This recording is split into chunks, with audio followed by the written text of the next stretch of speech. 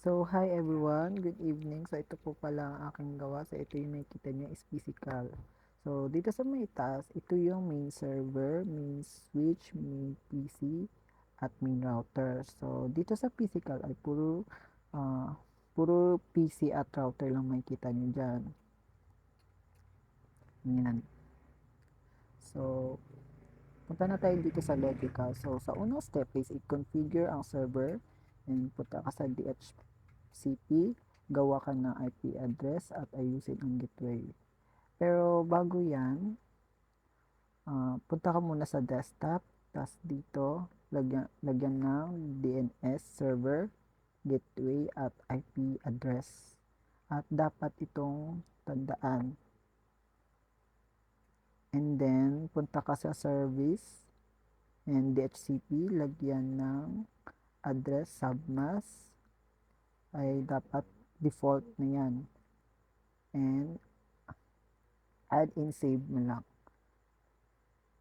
And then punta ka sa DNS, lagyan ng bsit.com.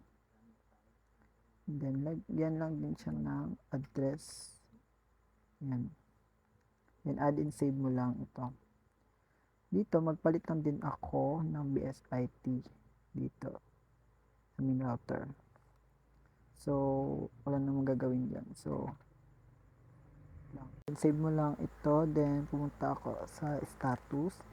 If lumabas na ang DNS at gateway, ay okay na yun. Ayan. Ayan guys. Then, X.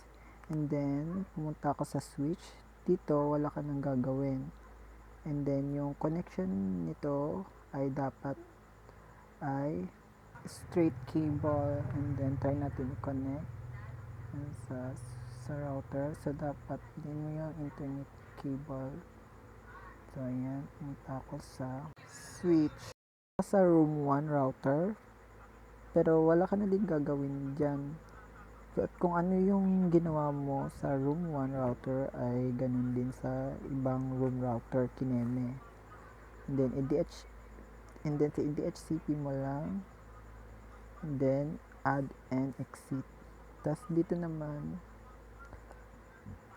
ayan, so antayin mo lang yan siya na ma-activate yung DHCP at bibigyan kanya ng sariling IP address. At ganun din sa lahat ng PC.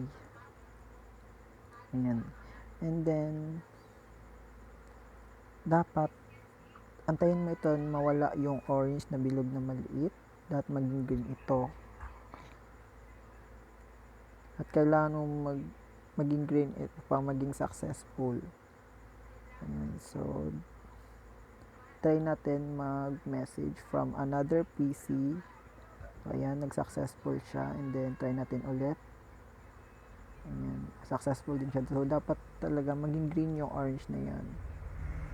Ayan siya guys. So, dito sa physical ay dapat maayos yung mga pagkaka-wiring nito para hindi magulo at maayos tingnan. So, then, ayun, that's all. Thank you very much.